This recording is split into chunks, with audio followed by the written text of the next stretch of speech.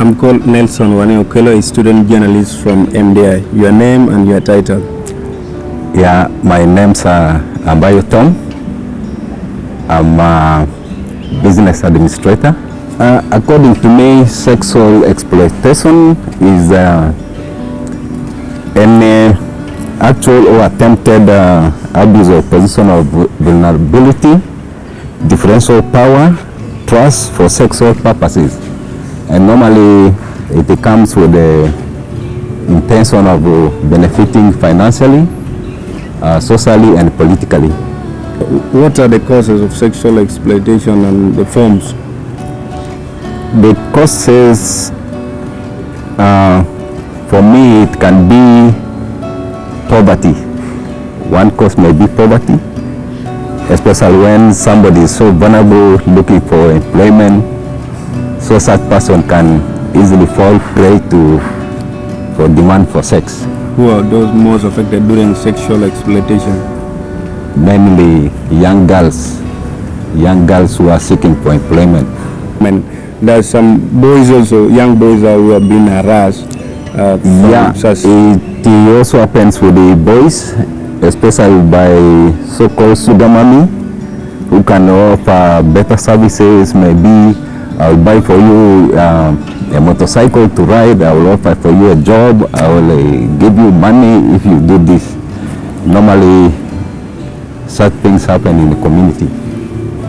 Usually when it happens in the community, where do they report those kind of cases? Where do they report? You know, in our African society, such cases are normally not reported as such because there is no clear channel where those things are reported. So people feel like if I report this, I will get traumatized, and they fear such. Maybe briefly you can also tell us, is there any message, because tomorrow is the international day for this day, is there any message that you want to put across? Yeah, you know, the voice, especially in my community, is so common.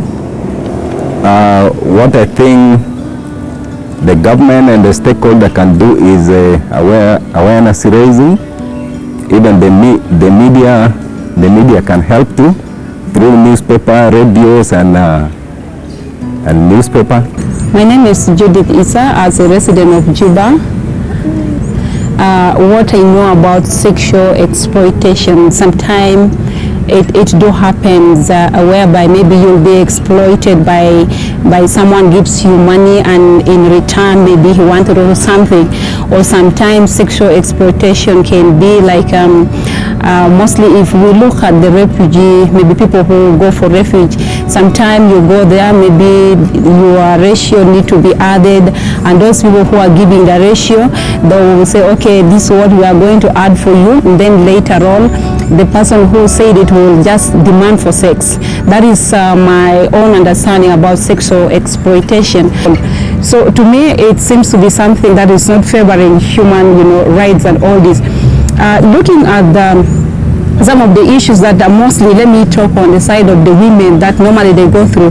The society consider women to be weak, that's why they become in and abuse them, and these abuses normally come from men. And again, you look at the soldiers sometimes when they found women, not only in the refugee camp, but also you look at maybe in some other remote places. Whenever they come across some women, they will abuse them by threatening them maybe with a gun and all this. That's where the cases of raping comes in, and this is the thing that I normally comes across. Only not that exploitation and abuses happen with women, even men have become a victim of that circumstance. So all in all that we need to do is that how we can prevent it. Sometimes it will be very difficult for us to prevent, looking at maybe in the remote areas where sometimes we come from. The prevention will be like, unless otherwise we give maybe awareness to the community, we know what is happening on the ground and what is not even favoring people.